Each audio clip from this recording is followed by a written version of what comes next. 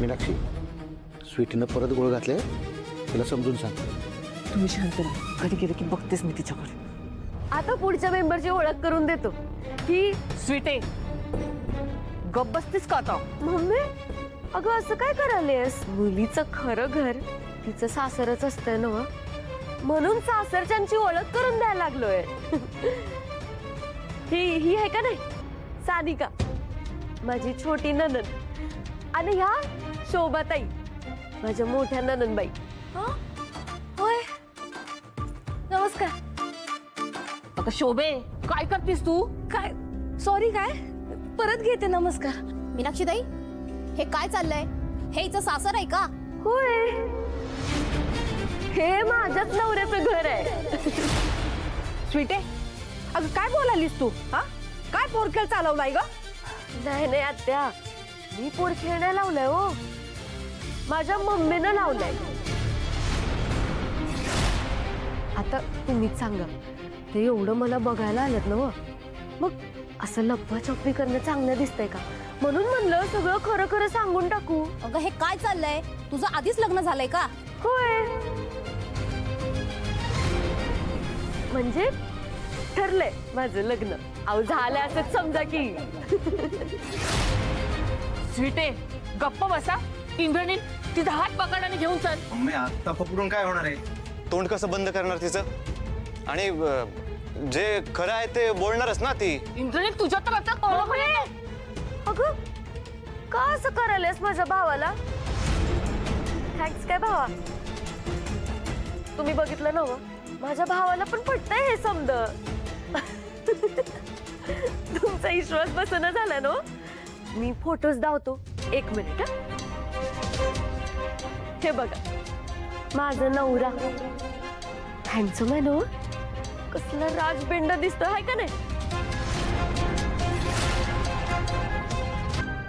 माझं prince charming, माझं mister भाडेकरू, सांग तुझ्यावर मी किती प्रेम करू.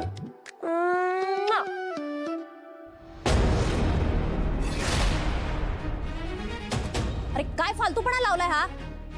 ओ चला निघूया आपण. ह्यांनी आपल्याला फसवलंय. लय अतिशाणी आहे मुलगी ही. लाज वाटत नाही खोटं बोलायला? एका लग्न ठरलेल्या मुलीचं माझ्या मुलाशी लग्न लावायला चाललात तुम्ही? अहो ऐका ना, असं काळजी नाही, तुम्ही ह्यासने विचारा ना. ते काय ना, आमची स्वीटी ना लय नाटकी करते बघा. खरंच अहो असं काय बी नाही. अहो तुमची मुलगी स्वतः बोलते, तुमचा मुलगा तेच सांगतोय, आणि कुणाला काय विचारायचं आहे? हे चल गे. अहो ऐकून तरी घ्या. हे चल. अहो, पाहुणा ऐका की हो. गेलो बघते. हो पाहुणा.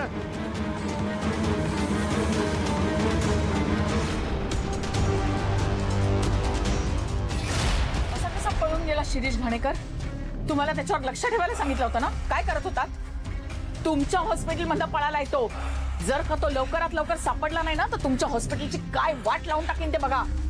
कसा काय एवढा हलगर्जीपणा करू शकता तुम्ही? तुमचे सिक्युरिटी गार्ड्स आणि ते वॉर्ड बॉयज वगैरे काय झोपले होते का? एका क्रिटिकल कंडिशन मधला पेशंट हॉस्पिटलमधनं गायब होतो. अरे काही सिरियसनेस आहे की नाही तुम्हाला?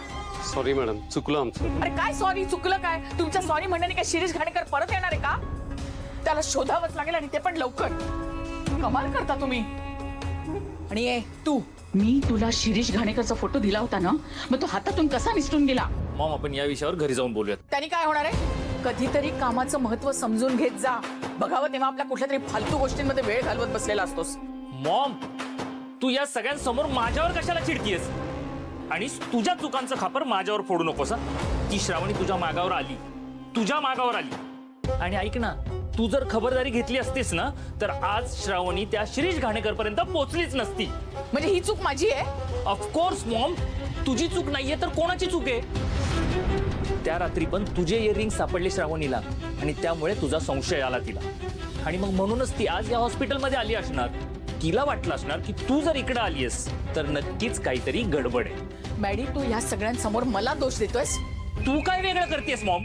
तू जरा गप्प बसा. उगाच आरडाओरडा करू नकोस. आता जे काही झाले त्यांनी निस्तरू देत. मला विचार करू दे जरा. मला शिकवतोय डॉक्टर.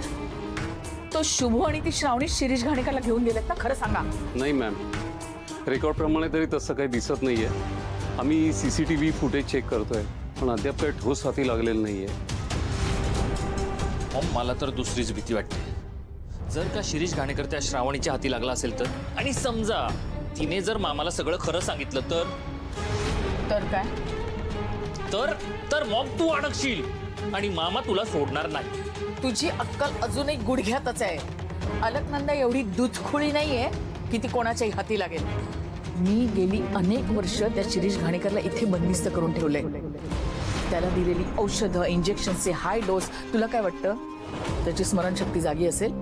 त्याला काही आठवत असेल? शुद्धीतही नसेल तो.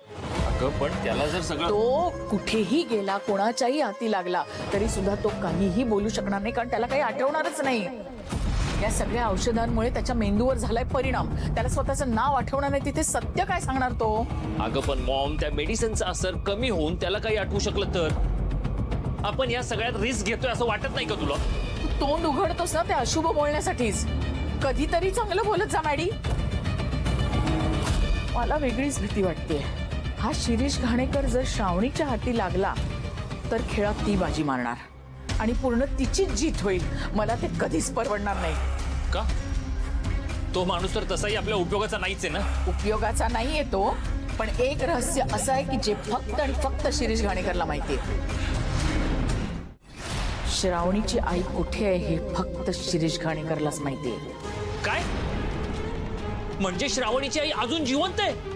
जिवंत आहे की नाही हेच मुळी कोणाला माहित नाहीये, आणि हे गुपित फक्त शिरीष घाणेकरला माहितीये. त्यामुळे तो आपल्या ताब्यात असणं फार गरजेचं आहे. त्याला शोधावंच लागेल मॅडी.